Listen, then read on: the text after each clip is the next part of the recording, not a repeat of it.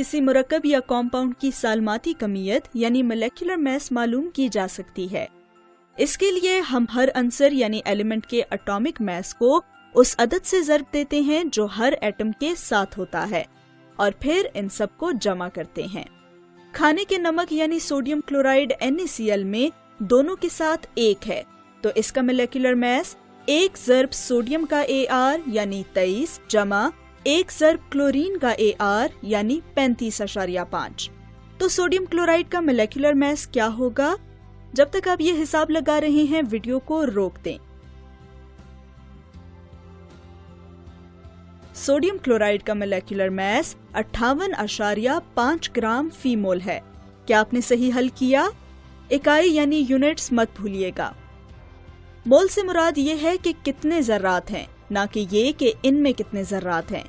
अगर क्लोरीन के सालमे का 1 मोल और सोडियम के 2 मोल तामुल करते हैं तो वो सोडियम क्लोराइड एटम के 2 मोल बनाते हैं, इस तरह। तो यहाँ 2 जमा 2 वाकई 2 के बराबर है, कम से कम उस सूरत में जब 2 एटम्स यकजा होकर 2 साल में बनाएं। इसी तरह मैग्नीशियम के 2 मोल और ऑक्सीजन का 1 मोल तामुल करके मैग्नीशियम ऑक्साइड के सिर्फ 2 मोल बनाते हैं।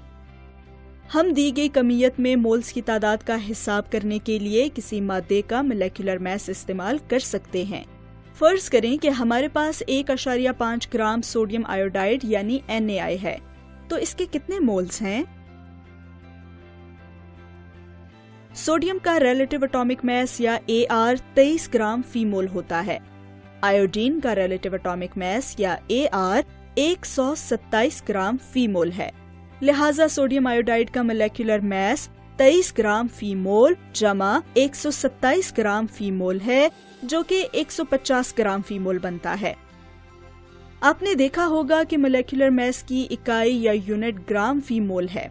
हम मास की कीमत डालकर और दोबारा तरतीब देकर हिसाब लगा सकते हैं कि हमारे पास कितने मोल हैं।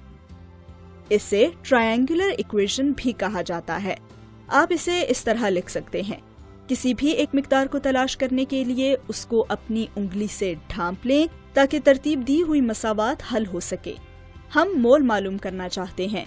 सोडियम आयोडाइड के 0.01 मोल हैं। कीमिया यानी केमिस्ट्री में हम मोल्स के इस्तेमाल से ये हिसाब कर सकते हैं कि किसी तामुल के नतीजे में कितनी पैदावार हासिल होगी। इसका मतलब है कि हम ये यकीनी बना सकते हैं कि हमें मतलूबा पैदावार मिल जाए और कोई भी रिएक्टेंट ज़ाया ना हो। इससे पैदावार को खालिस बनाना भी आसान हो जाता है। फर्ज करें कि आपको 0.3 मोल सिलिकॉन डाइऑक्साइड की जरूरत है। सिलिकॉन और ऑक्सीजन का रिलेटिव एटॉमिक मास 28 और 16 ग्राम फी मोल होता है। आपको कितनी कमियत या मास की जरूरत है? जब तक आप ये हल कर रहे हैं तब तक वीडियो को रोक दें। तो क्या आप जवाब के लिए तैयार हैं? सिलिकॉन डाइऑक्साइड का Mr 28 जमा 16 जमा 16 है, जो कि 60 ग्राम फी मोल बनता है। अब 0.3 को 60 से ज़र्ब दें, तो 0.3 मोल हासिल करने के लिए आपको 18 ग्राम सिलिकॉन डाइऑक्साइड की जरूरत होगी।